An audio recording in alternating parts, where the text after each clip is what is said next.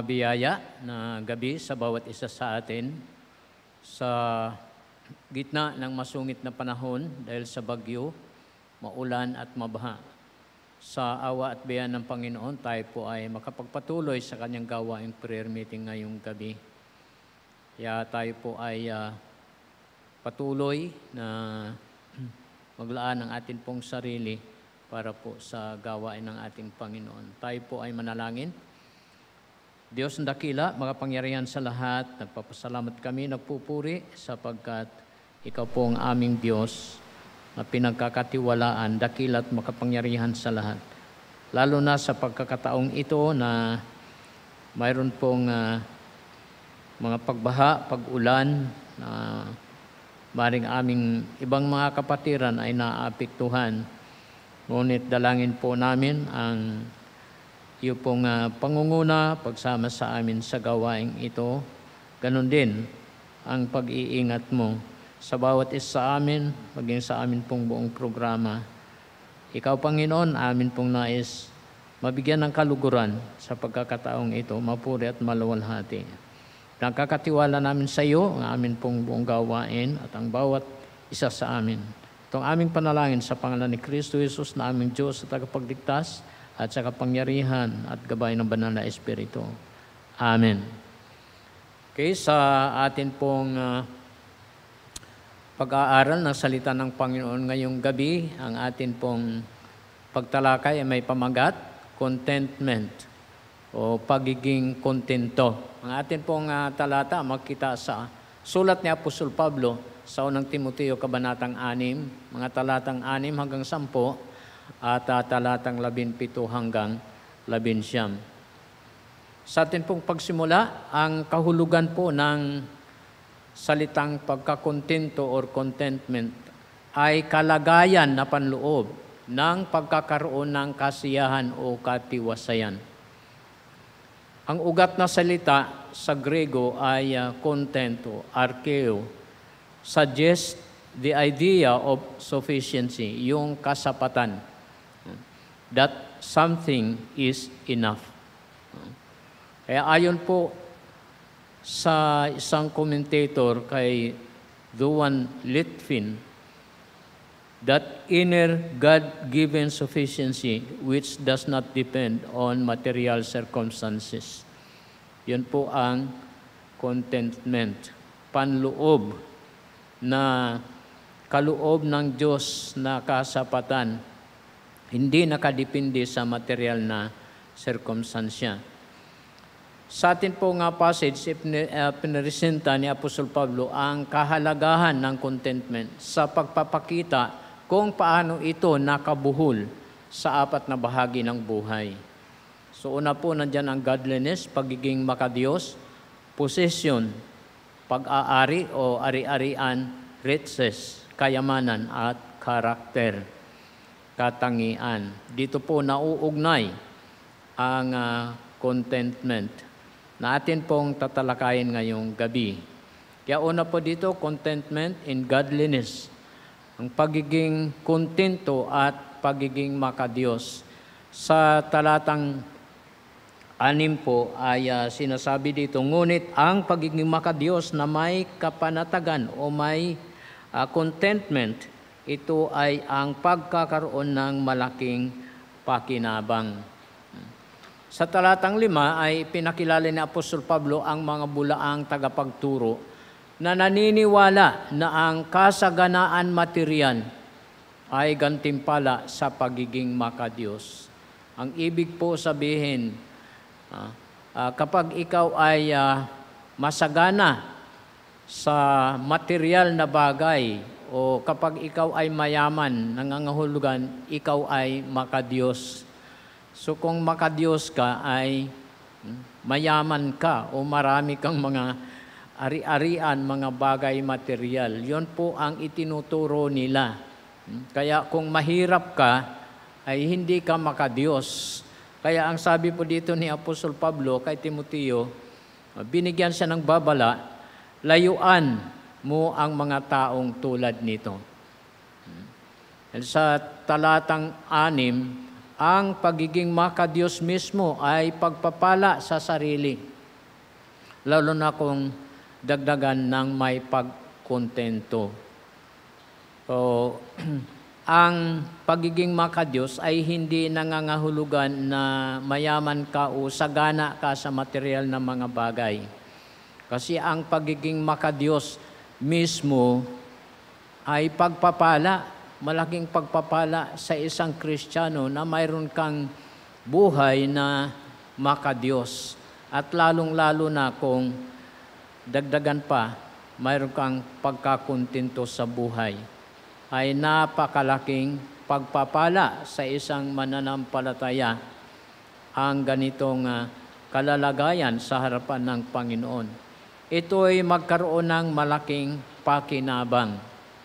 Yan po ay blessing. Ito ay hindi material na yaman na maaring mawala at masira.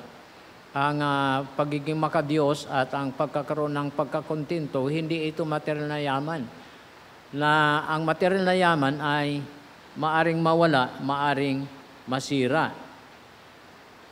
Ito ay hindi nabubulok na yaman ng langit. Ang pagkakaroon ng kapayapaan panloob at katiwasayan dahil sa pagiging tama sa Diyos, sumusunod at umiibig sa Diyos sa paglakad sa landas ng buhay. Kaya pagkakaroon ng pagiging makadiyos at pagiging kontento ay dahil sa pamumuhay na tama ang relasyon sa Diyos. Sumusunod at umiibig sa Diyos, yun po ang kanyang pamumuhay. Kaya yun po ay ibinibilang na yaman ng langit. Tamang relationship sa Diyos at hindi material na yaman ng mundo. Ang sabi po ng awit, I'd rather have Jesus than silver or gold. I'd rather be His than have riches untold. Ito po ang taong makadiyos. Mayroong tamang relationship sa Panginoon. Tulad din po ng buhay ni Apostol Pablo nang siya po ay nakakilala na sa Panginoon. Sabi ng awitin, I'd rather have Jesus than silver or gold. Mas pipiliin si Kristo kaysa sa mga pilak o ginto, mga kayamanan sa mundo. At pipiliin na siya ay nasa Panginoon, no? Sa halip na kayamanan pang mundo. Dahil ang totoo pong pagkakontento sa buhay ay magsisimula kapag mayroon ka ng Kristo sa puso dahil sa pananampalataya. Dahil si Kristo po ang totoong nagpupuno ng pagkakaroon ng pagkakontentong totoo sa buhay. Sapagkat kung wala kang Kristo sa buhay, kahit ano pa ang mayroon ka, kayamanan, kung wala kang Kristo, wala kang tunay na pagkakontento. Kaya si Kristo po ang kasapatan ng buhay ng tao. Pangalawa po, contentment and possessions. Pagiging kontento at pag-aari o ari-arian. Ang sabi po dito sa talatang 7 at 8, sapagkat wala tayong dinalang anuman sa sanlibutan at dahil dito ay maliwanag na tayo ay hindi makakapagdala ng anuman mula rito. Kaya sa pagkakaroon ng mga pagkain at mga damit ay maging sapat na sa atin ang mga ito. So ari-arian, contentment. Kapag ang ating pagkakontento ay nakasalalay sa kayamanan o sa anumang material na ari-arian, tayo ay nasa malaking kabiguan. Maging disappointed ka. Kung yun lang ang pagkakontento mo, nakasalalay sa material at kayamanan na bagay sa lupa. Wala kang totoong kasiyahan. Kaya wala tayong dinalang anuman sanlibutan at hindi rin tayo makapagdala ng anuman mula rito. Yan po ang sabi sa talatang 7. So ang ibig po sabihin, ang mga bagay panlupa, kayamanan man o anumang material na bagamat mahalaga po ay wala pong permanenteng bagay po dyan. Lahat po niyan ay mawawala. Kaya nung tayo po ay pinanganak dito sa mundo, wala tayo kahit damit, wala tayong dala. At wala rin tayong madadala sa atin pong paglisan sa mundong ito. Kaya marapat lang na ang ating pagkakontento sa buhay ay hindi basihan ang makalupang bagay o mga material na mga bagay. Ang sobrang pagkagiliw sa makalupang mga bagay ay magdadala lamang sa kawalan ng pagkakontento. Totoo po yan kung talagang ang kinagigiliwan mo ay makalupang mga bagay dito sa mundo, ay hindi ka talaga magkaroon ng totoong pagkakontento. Sapagkat ang bagay sa mundo ay hindi po yan makapagpuno talaga ng pangangailangan ng tao upang magkaroon siya ng totoong satisfaction sa buhay. Kaya makita natin dito sa mundo ay paiba-iba. Panapanahon. Sa panahong ito po ang maganda, ito po yung mabuti at pinopromote sa atin, ina-advertise sa atin. Ngunit sandali lang lilipas yan, mayroon na naman. Mayroon na naman. Kaya hindi ka talaga makukontento. At natural din sa tao na talagang naghahangad, hinahangad. Kung ano po yung bago, kung ano po yung mas nakakataas ang kwalidad. Yung mga moderno ay talagang hinahangad. Kaya ang tao ay hindi talaga makakasumpong ng totoong pagkakontento sa mga bagay dito sa mundo. Kaya ang sobrang paghangad ng mga bagay dito sa mundo ay mauuwi lamang sa kawalan ng pagkakontento. Ang walang pagkakontento ay sa loobin ng tao. So, sa kalooban ng tao ng pagkakaroon ng kawalan ng kasiyahan. Kaya sa Job chapter 1 verse 21 ay sinasabi, hubad akong lumabas sa bahay bata ng aking ina at hubad na babalik ako roon. Ang Panginoon ang nagbigay at ang Panginoon ang nag-alis.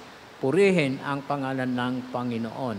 Kaya nabanggit ito ni Job, totoo po, hubad tayo nang lumabas sa bahay bata ng ating ina. Sabi dito, hubad na babalik ako roon. Hindi nangangahulugan na babalik pa doon sa bahay bata. Kundi na, ang sabi po sa Genesis chapter 1 verse 27, ang tao ay babalik sa alabok. Genesis 3:19, sa pawis ng iyong mukha ay kakain ka ng tinapay hanggang sa ikaw ay babalik sa lupa sapagkat diyan ka kinuha, sapagkat ikaw ay alabok at sa alabok ka uuwi. Kaya uuwi po tayo sa alabok na wala ring dala.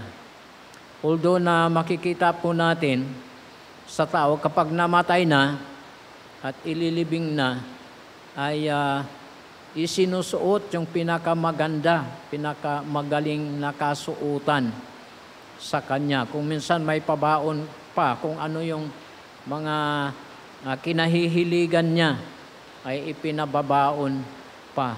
Ngunit hindi po niya mai-enjoy yan. Hindi po niya nalalaman yun na kung ano po ang suot niya, inilibing siya, kung anong pinadala sa kanya, hindi po niya alam yan. At hindi po niya madadala yan. Ibig sabihin, hindi niya na mapapakanibangan yan. Yun po ang ibig sabihin. Kaya dapat hindi po tayo masyadong attached sa mga bagay dito sa lupa na hindi natin bibigyan ng mas higit na kahalagahan. ang nararapat. Yun pong makapagbigay talaga sa atin ng totoong kasiyahan. Na ang buhay na malapit sa Diyos at ang buhay na gumagawa ng mga bagay na kinalulugdan ng ating Panginoong Diyos. Kaya sa talatang 8, sabi po, tayong lahat ay nangangailangan ng ilang mga bagay para sa ikabubuhay sa lupa. Nandyan pagkain, damit at tirahan. Yun po yung tinatawag nating basic necessities. Yung pangangailangan na pangunahin na pwede kang mabuhay sa ganong mga bagay lamang. Ibig sabihin ay yung makasurvive tayo sa atin pong buhay dito sa lupa ay hindi kailangan ang lahat ng mga bagay o mararangyang bagay na sobrang hinahangad ng tao. Kaya ang sabi po dito sa talatang 8, kaya sa pagkakaroon ng mga pagkain at mga damit ay maging sapat sa atin ang mga ito. Ang ibig sabihin ay hindi kailangan marangyang buhay, kundi yung mayroon ka lang basic need na patuloy kang mabuhay ay sapat na. Ang mahalaga, mayroon kang kasapatan, mayroon kang pagkakakontento. Ang mga ito ay pangunahing pangangailangan. Yun po ang importante. Hindi masama ang magkaroon ng mga bagay material. Ngunit kung diyan lamang nakasalalay ang ating pagkakontento, hindi tayo palaging magkaroon ng kasiyahan. Yun pong mayroon kang nakita na isang bagay na hangarin mo. Minsan ang tao, para lang makuha niya o makamtan niya ang gusto niya. Yung iba ay mangungutang pa. Ngunit pwede namang mabuhay kung wala yun. Kaya lang, yun talaga ang tao ay hindi nakukontento sa yung basic na pangangailangan lang. Lalo na kung talagang ang tao ay gumagaya-gaya din sa iba. Kung anong nakikita sa iba, gusto din magkaroon.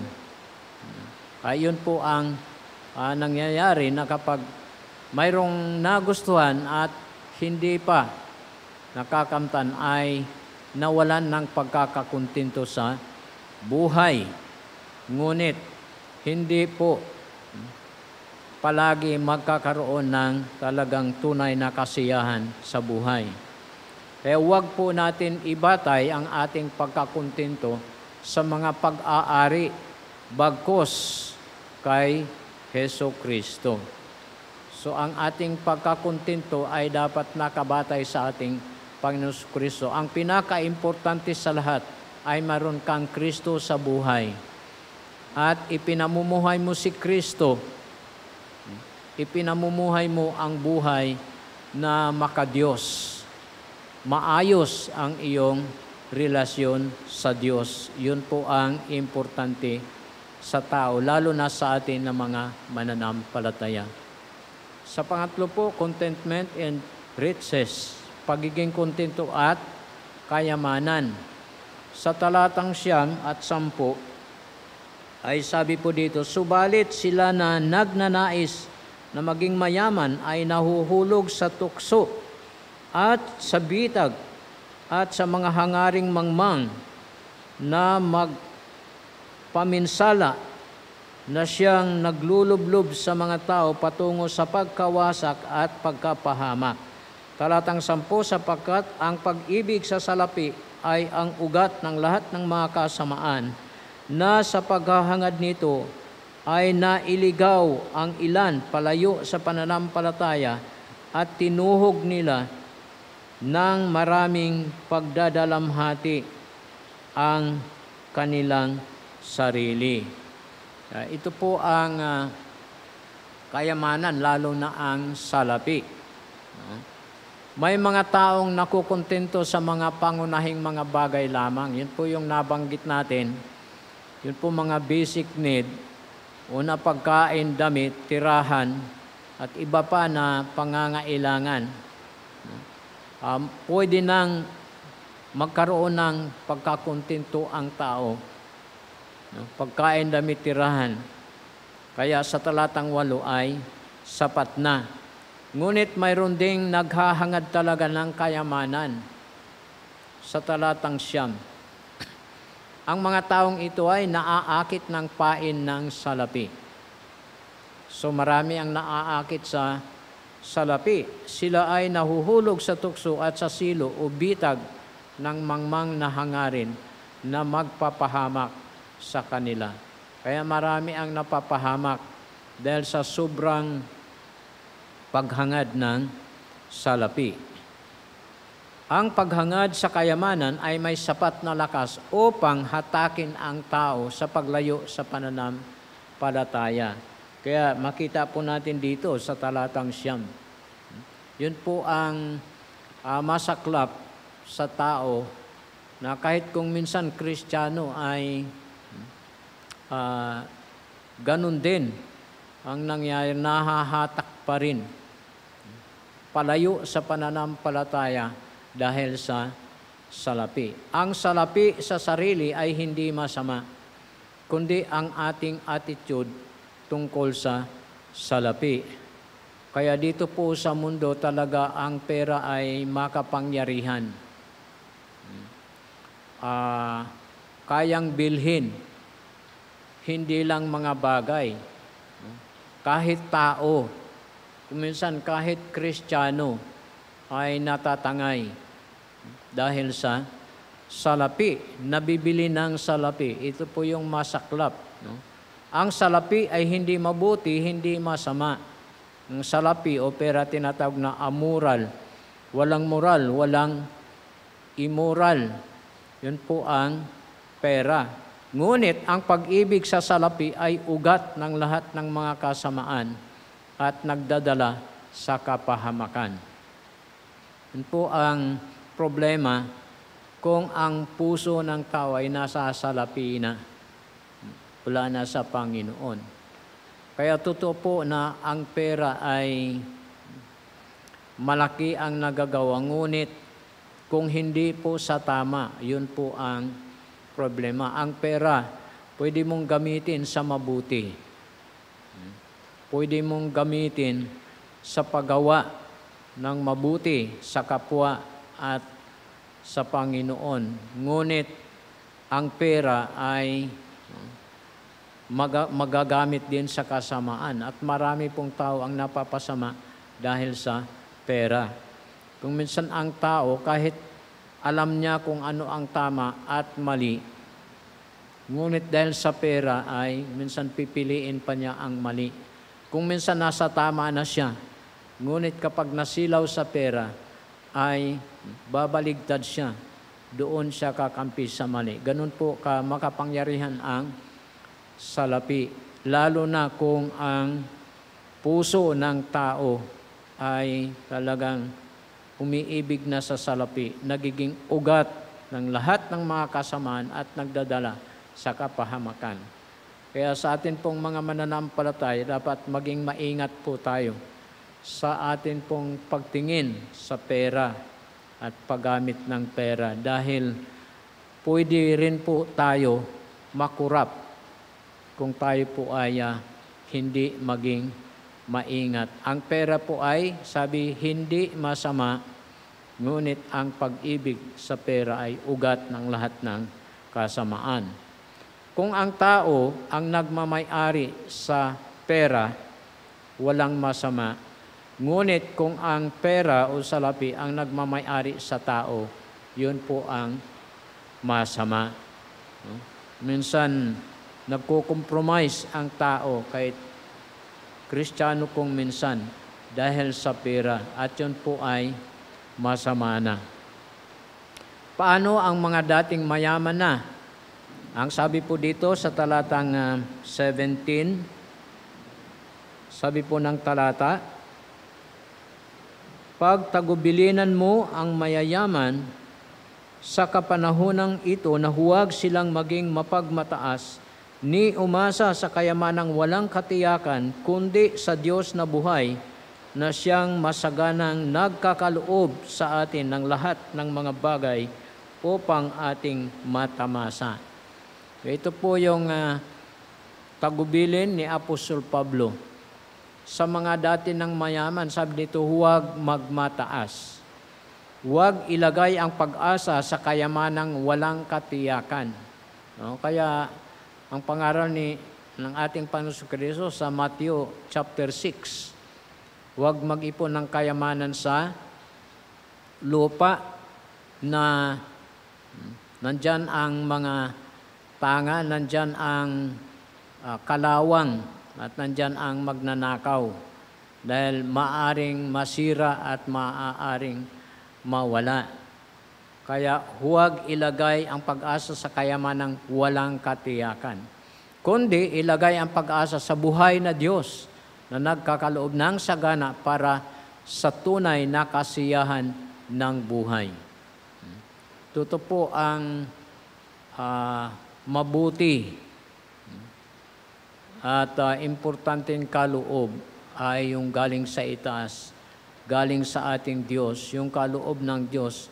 Siya po ay nagkakaloob ng sagana para sa tunay na kasiyahan sa buhay.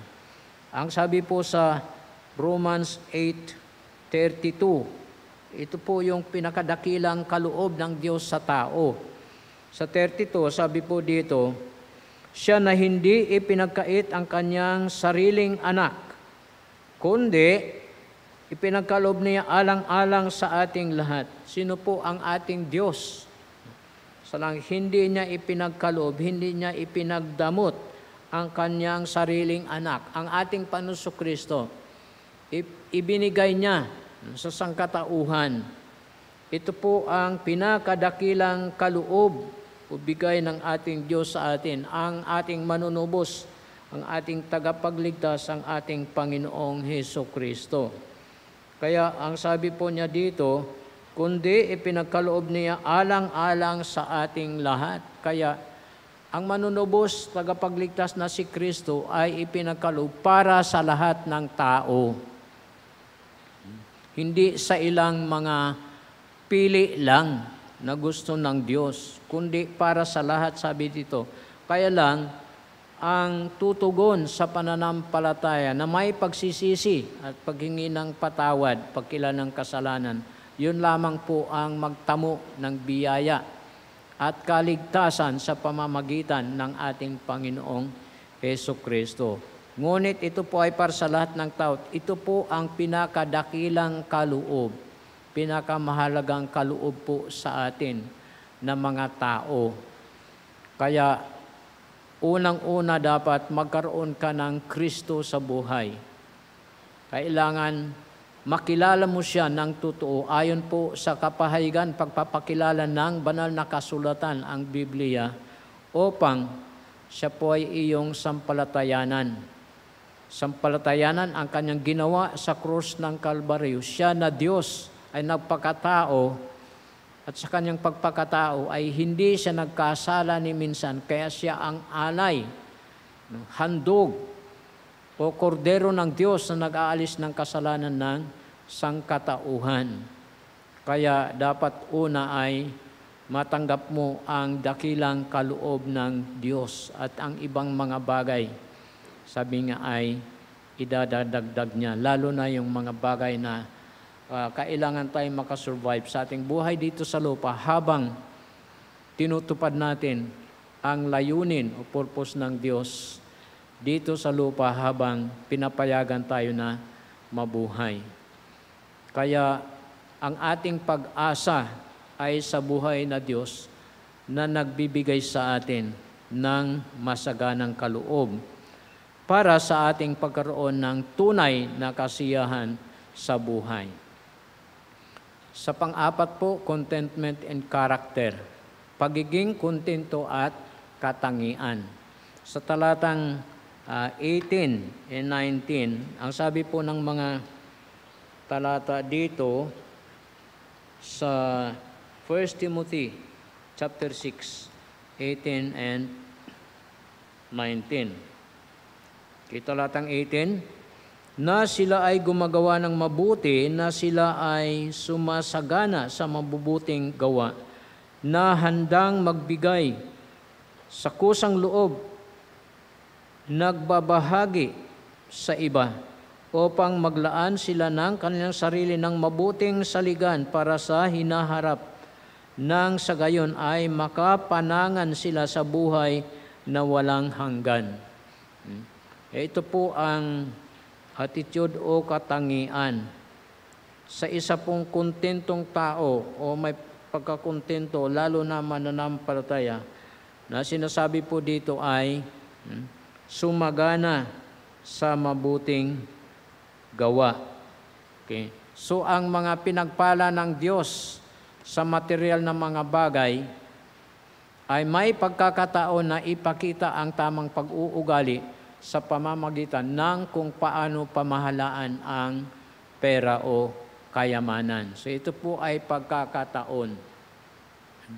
Ito po ay nagpapakita ng katangian na maayos sa harapan ng Panginoon. Kung mayroon kang pagpapala sa material na bagay, lalo na yung pananalapi, ipakita ang tamang pag-uugali sa pamamagitan ng kung paano po pamahalaan ang salapi. Hindi po ang salapi ang may hawak sa tao o sa Kristiyano, kundi ang Kristiyano ang siya pong mamamahala sa salapi sa tamang pamamahala na nagpapakita ng tamang attitude o katangian. Kaya ang instruction po ni Apostol Pablo sa mga mayroon pong pagpapala na kayamanan, tumulong sa mga iba, maging mayaman sa mabuting gawa, sunggaban o samantalahin ang mga oportunidad sa paggawa ng mabuti sa mga iba, lalo na sa pagtulong kung mayroon po tayong kakayahan na makatulong, lalo na sa pananalapi ay pinagkaloob ng Panginoon, ay samantalahin po ang oportunidad na gumawa ng mabuti sa pagtulong. Ang salapi ay huwag hayaang maging hadlang sa pagtulong sa mga iba, kundi ang salapi ay maging paraan upang makatulong sa mga nangangailangan. Kung minsan po ang tao, habang lumalaki ang pera ay lalong pinanghihinayangan. Yun po minsan ang natural na umiiral. Kaya mahirap tumulong pag malaki na ang pera kasi lalong pinanghihinayangan.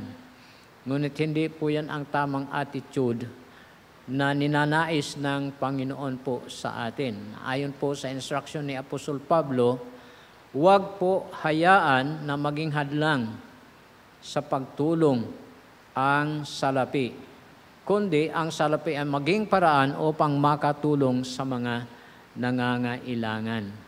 So yun po ay pakinabang o pagpapala. Yun po ay nakakakitaan ng pagiging makadiyos. Ang Kristiyano na makadiyos, kapag mayroon siya, ay hindi siya nagdadamot na tumulong sa iba. Sabi po dito, mag-involve. Mag-involve po sa paggawa ng mabuti, lalo na sa pagtulong sa mga iba. Sa pagbigay ng bukal sa kalooban at masayang puso. Hindi lamang tayo nakakatulong sa mga nangangailangan, tayo ay mag-impok ng kayamanan para sa ating sarili sa kalangitan. So ang paggamit ng ating kayamanan panlupa sa pagtulong sa iba, nangangahulugang nag-iimpok po tayo ng kayamanan para sa ating sarili, kayamanang panlangit. Dahil po ang sabi ng ating Panginoong Hesus. Ang iimpok po natin ay kayamanan panlangit. Yun po ay ang paggawa ng mabuti. Nasabi po kanina dito sa talata na ating binasa. Kaya sa atin pong pagwawakas, ang taong nag-iimpok ng kayamanan para sa kanyang sarili sa lupa ay walang totoong pagkakontento at walang totoong kasiyahan. Sapagat siya ay hindi mayaman sa harap ng Diyos. Kita po natin yan sa Lucas 12, mga talatang 20 at talatang 21. Kaya sinabihan ng ating Panginoon ang isang tao na naging mayaman dahil sa ang kanya pong pag-asa ay nasa kayamanan panlupa na kanyang tinataglay. Kaya ang sabi ng Panginoon sa kanya, hangal sa gabing ito ay babawiin sa iyo ang iyong kaluluwa. Ngunit kanino mapupunta ang mga bagay na iyong inihanda? Kaya yun po yung yumaman, tinawag na hangal sapagkat siya po ay nagkaroon ng mangmang na hangarin sa pagkaroon ng yaman dito sa lupa. Kaya sa talatang 21, sabi, ganito ang isang nag-iimpok ng kayamanan para sa kanyang sarili, ngunit hindi mayaman sa harap ng Diyos. Kaya maalaala po natin yung sa church age, sa Laodicea na kiniklaim nila na sila ay mayaman sa harapan ng Panginoon, nagmamalaki, ngunit hindi po nila naiintindihan at nakikita ang kanilang tunay na kalalagayan na sila ay kahabag-habag sapagkat ang kanila pong kayamanan ay panlupa lamang para sa pansarili lamang. Mag-impok ng kayamanan para sa sarili sa langit. Ito po ang nais ng Panginoon sa Matthew chapter 6, 19-21. Sa talatang 19 ay sabi, huwag kayong mag-ipon para sa inyong sarili ng kayamanan sa lupa na kung saan maraming tanga at kalawang ang naninira. Nanakawin din ang mga ito ng magnanakaw. Sa 20, sa halip, mag-ipon kayo ng kayamanan sa langit dahil doon ay walang tanga at kalawang nasisira at wala ring mga magnanakaw. 21, ito ay sapagkat kung saan naroroon ang inyong kayamanan ay naroroon din naman ang inyong puso. Kaya ang pag-ipon ng kayamanan sa langit ay ang paggawa ng mabuti para sa kapakanan ng mga iba at para sa kaluwalhatian ng Diyos. So ang atin pong ang ating kayamanan ay panlangit. Mag-ipon tayo. At ito ay sa pamamagitan ng paggawa ng mabuti para sa ating kapwa na nakakaluwalhati sa ating Panginoong Diyos. Kayon po sa ating mga talata sa unang Timoteo 6, talatang 18 at 19 na sinasabi, maging masagana sa mabuting gawa. Sa ganon, kung tayo po ay nagiging makadiyos at ang ating puso ay nasa ating Panginoong Diyos, namumuhay tayo na may pagsunod, may pag-ibig sa Kanya, mayroon tayong tamang relationship sa Kanya. So mayroon po tayong makadiyos na buhay at mayroon po tayong totoong pagkakontento o kasiyahan sa buhay. At sa ganun, tayo po ay makakagawa ng mabuti para sa ating kapwa at sa ikaluluwalhati ng ating Panginoong Diyos. Kaya ang taong walang pagkakontento ay ginugugol ang sarili sa panahon at panahon sa mga bagay panlupa. So hindi po talaga makasumpong ng totoong pagkakontento sa isang tao na talaga ginugugol lang ang sarili dito sa lupa, sa mga bagay panlupa. Ang taong may pagkakontento ay simple lang ang pamumuhay na may kasiyahan at inilalaan ang sarili at panahon sa paggawa ng mabuti para sa mga iba at para sa ikaluluwalhati ng Diyos. So ito po yung nais ng Panginoon na buhay sa atin, yung hindi komplikadong buhay. Ang buhay ng tao na talagang naghahangad ng material na mga bagay dito sa mundo, kaya inilalayo sa pananampalataya ay komplikado at mahirap ang komplikadong buhay dito sa mundo. Wala kang totoong kasiyahan. Kaya ito po ang tinuturo po dito sa atin, yung contentment ay simpleng buhay lang. Ngunit may kasiyahan na inilalaan ang sarili at panahon sa paggawa ng mabuti para sa kapwa o sa iba at para sa ikaluluwalhati ng ating Panginoong Diyos. Purihin ang Panginoon at nawa mayroon po tayong napulot na aral o paalaala sa gabing ito sa ating mensahe. Napakahalaga po sa buhay ng tao, lalo na sa Kristiyano, yung mayroon pong tunay na kasiyahan o katiwasayan. Yun po yung mayroon pong pagkakontento sa buhay. Kung ano mayroon ka, makontento ka na, pasalamatan mo ang Panginoon. Masiyahan ka na at wala nang marami pang mga bagay na hahadlang sa iyo o magbigay ng problema sa iyo. Mas payapa ka. Yun po ang nais ng Panginoon na buhay sa atin. Sapat mahirap talaga ang buhay sa mundo na walang pagkakontento. Okay, purihin ang Panginoon at salamat sa gabing ito sa atin muli. Patuloy na pagsubaybay at pagsuporta sa ating gawain. At nawa ang atin pong mensaheng na pag-aralan ay makatulong po sa atin pong pamumuhay sa pagkakaroon ng tunay na kasiyahan sa Panginoon. Okay, at tayo po ay dadako na sa ating pagpapanalangin ngayong gabi.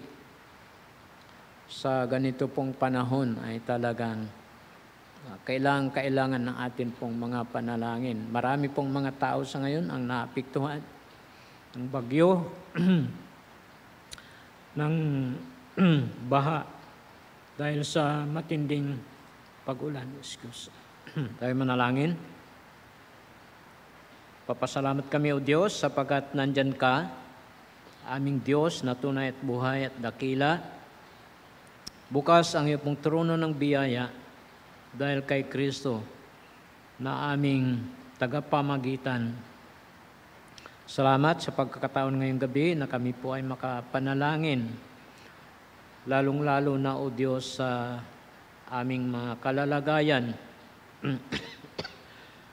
Sa pagkakataong ito, dahil po sa masungit na panahon, marami po ang apektado sa baha at malakas na ulan. Panalangin po namin ang aming mga kapatiran, mga mahal sa buhay na naapektuhan ng ganito pong panahon. Sa mga binabaha sa ngayon, Panginoon, panalangin po namin ang iyo pong masaganang biyaya at awa sa kanila, sa kanilang kalalagayan. Kailangan po nila ang iyo pong tulong, lalo na ang pagliligtas ng kanilang buhay, ng kanilang mga ari-ariang na kailangan at kanilang pangangailangan sa pagkakataon. Yung iba na sa evacuation center, kailangan ng pagkain, iba kailangan ng damit, kailangan ng tubig, at iba pang mga bagay. O Diyos, amin pong inihiling ang iyo pong awa at biyaya sa pagtulong. Lalo na, Panginoon, sa amin pong mga mahal sa buhay at mga kapatiran na hindi man namin nalalaman lahat ang mga naaapektuhan. Ngunit ikaw ang nakakaalam, O Diyos, ng kanilang kalalagayan. Maging ang mga tao, Panginoon, na sobrang naapektuhan nitong panahon. Panalangin po namin, O Diyos, ang iyo pong pag-iingat at pagliligtas. Pagliligtas, Panginoon, sa kapahamakan, sa panganib. Ganon din, Panginoon, pag-iingat ng bawat isa, maging sa karamdaman ang maaring dumapo dahil sa ulan at sa baha. Nagpapasalamat kami sapagkat nandyan ka, na amin pong malalapitan at maaasahan ng tulong. Panalangin po namin ang iyo pong patuloy din, dakilang Diyos, na pagbigay, gabay at proteksyon sa bawat isa sa amin, lalo na sa panahong ito. Ingatan mo po kami sa mga karamdaman na maaring dumapo sa aming pangangatawan. Ganon din, Panginoon, panalangin po namin ang amin pong gawain bukas sa Thursday class. Ay pong gabay, pag-iingat din po sa mga kamanggagawa, sa mga estudyante na patuloy mag-aral sa amin pong Thursday class. Ang gabay, pag-iingat mo sa bawat isa. Ganon din, Panginoon, sa amin pong mga gawain sa darating na Sunday, sa amin pong mga worship services. Panalangin po namin ang amin pong mga speakers sa kanila pong paghanda ng mensahe na amin pong mapapakinggan. Gamitin mo sila sa kanila pong pagdala ng iyo pong mensahe. Nang iyo pong salita, O Diyos, ay maging pagpapala sa iyo pong mga anak sa kanila pong pakikinig. Dalangin po namin ang pag-iingat mo rin po sa bawat isa, na naway walang maging sagabal, na sila po, Panginoon, ay nakatalaga upang maging mensahero mo sa araw ng Sunday. Dalangin namin ang mga classes na aming Sunday Bible School. Ikaw din po manguna sa bawat tagapagturo, maging sa preparasyon ng bawat isa sa pag-aaral ng lesson. Pagkaluban mo ang bawat isa ng biyaya, kalakasan, wisdom, protection, O Diyos. At ganun din, ingatan po ang bawat isa. Panalangin po namin ang amin pong mga auxiliary groups, ang fellowship ng mga kabataan, na kayo din po manguna at kayo din po patuloy, Panginoon, na mangusap sa kanila at sila, Panginoon, ay lumago din sa kanilang involvement sa fellowship na ito. Lalo na, Panginoon, sa mga ministeryo ng aming iglesia. Panalangin po namin ang aming CE ministry na patuloy mo pagpalain, O Diyos, pagkaloob ng pangangailangan sa bawat mayroong involvement, Panginoon, sa aming CE ministry. Kayo po ang maging mabiyaya sa paggamit ng bawat isa at maging sa commitment ng bawat isa, Panginoon, naway maging tapat at maging matatag ang bawat isa sa pagganap ng tungkulin sa area na ito ng ministry ng aming church. Dalangin din po namin ang paglago ng mga kapatiran sa amin pong iglesia at ganun din, Panginoon, sa buhay ng bawat isa sa mga nagtatrabaho. Ingatan po ang bawat isa sa kanilang pong daan sa pagpunta sa trabaho at pag-uwi. Ganun din, Panginoon, sa kanilang pong trabaho, kayo pong magpala. At sa mga hanap buhay, tulad ng negosyo, iba pang mga pagkakitaan, sa amin pong mga kapatiran, kayo no ang magpala, Panginoon. Ganon din po ang kalalagayan ng bawat isa.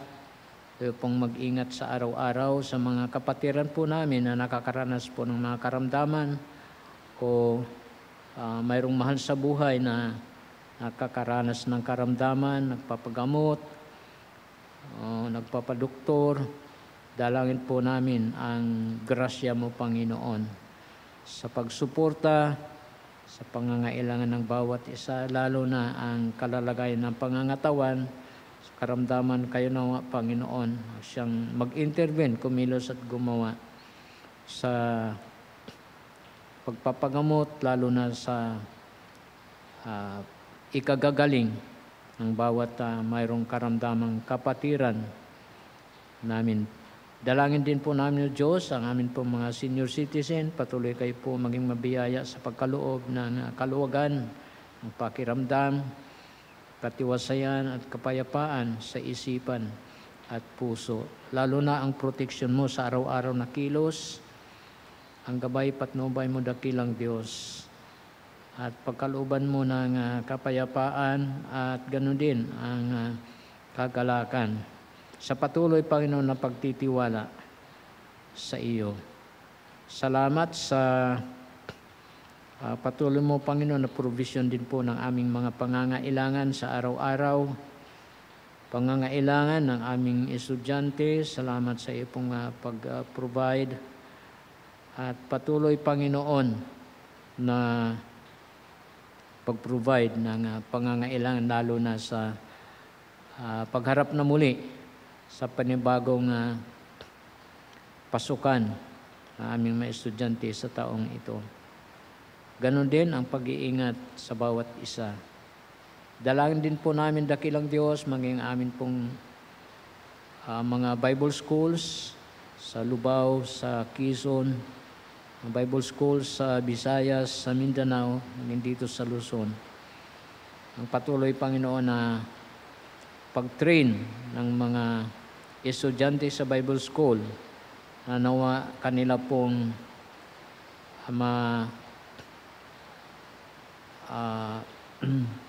ipagpatuloy ang kanilang pong training upang sila ay maging ganap na lingkod mo, O Diyos, na magamit sa mga ministeryo, sa mga kaiglesiyahanan at sa mga lugar ng gawain. Dalangin po namin ang pagpadala mo pa ng dagdag na mga estudyante, sapagkat marami po ang pangangailangan ng manggagawa sa iba't ibang dako. Sa mga missionaries po, Panginoon, dalangin po namin sa iba't ibang bansa, lalo na mga missionaries na sinusuportahan po ng aming iglesia sa kanilang pagmimisyon. Kayo pong manguna sa kanila at mag-ingat sa kanila pong paghayo sa lugar na kanilang kinaroroonan. Ikaw din po ang magbigay ng kalusugan at kalakasan ng kanilang pangangatawan, katatagan, dakilang Diyos, maging sa pagdanas, Panginoon, ng mga kahirapan. Nawa magpatuloy sila na may kasiyahan at kagalakan sa gawaing misyon ng kanilang buong pamilya. Kaya ikaw din po ang mag-provide ng kanilang pangangailangan at maayos na kalusugan sa bawat isa. Sa mga missionaries dito po sa aming bansa din, Panginoon, kayo din po ang magpala ng kanilang pong gawaing misyon sa pagdala ng mga kaluluwa kay Kristo sa kaligtasan. Panalangin din po namin, dakilang Diyos, maging ang amin pong gobyerno, lalo na sa panahong ito, kayo po ang mag-intervene din, Panginoon, sa amin pong mga leaders sa amin pong gobyerno. Ang kanilang pong panunungkulan, pamumuno, ang aming presidente, si President Bongbong Marcos, ay pong manguna sa kanya, Panginoon, sa kanya pong panunungkulan bilang pinakamataas na pinuno ng amin pong bansa.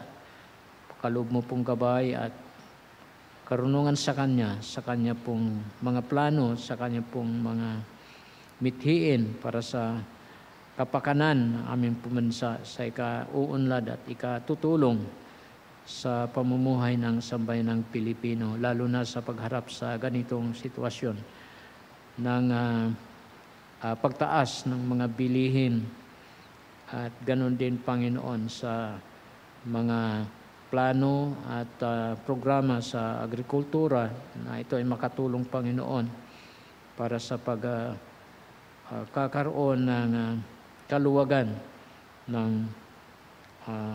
buhay pamumuhay ng sambayanan dahil po sa mataas na mga bilihin sa panahong ito. Marami po ang mga kinukulang at nahihirapan. Kaya nagpapasalamat kami sapat ikaw ang aming Diyos na nagpo-provide ng aming pangangailangan. Maging sa bahagi ng aming pamumuno ng aming mga leader sa gobyerno, sa sugpo ng mga karahasan, mga katiwalian, mga illegals, Panginoon, na ito po ay naging sagabal sa pag-unlad ng amin pong bayan. Samahan mo, tulungan, Panginoon, ang mga posisyon sa ganitong tungkulin at lalo ang pagkakaroon ng kaayusan at kapayapaan ng aming bansa sa mga pinag-uusapan, mga issues, mga dinulutas na mga problema din sa aming bansa ay amin pong ipinagkakatiwala sa iyo sa iyong tulong dakilang Diyos. Dalangin namin ang pagkakaisa po ng aming mga leaders sa aming gobyerno upang magkatulungan, Panginoon, at magampanan ang sa ikauunlad at ikabubuti ng amin pong bansa at sa ikatutulong sa pamumuhay ng aming kapwa mga Pilipino. Dalangin din po namin dakilang Diyos maging ang patuloy mong pagpala ng amin pong iglesia sa pinansyal na bagay at maging sa paglago, Panginoon, espiritual ng mga kapatiran at ganun din sa mga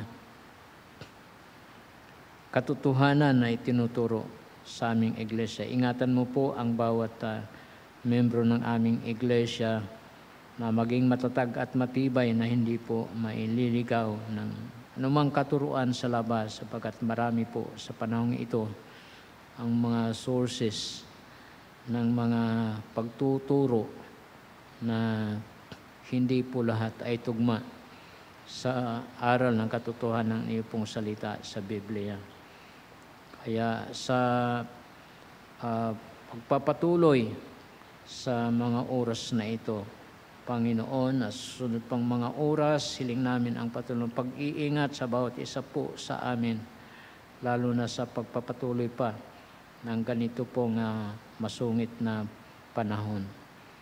Kaya pinagkakatiwala namin sa iyo ang lahat, ang aming buhay, ang aming pamilya, at nagpupuri kami at nagpapasalamat sa gabing ito sa pagsama mo sa amin at pangunguna sa amin sa gawain, sa pag-aaral at pananalangin. Itong aming panalangin sa pangalan ni Jesus naming Diyos sa tagapagligtas at sa gabay at kapangyarihan ng banal na Espiritu. Amen.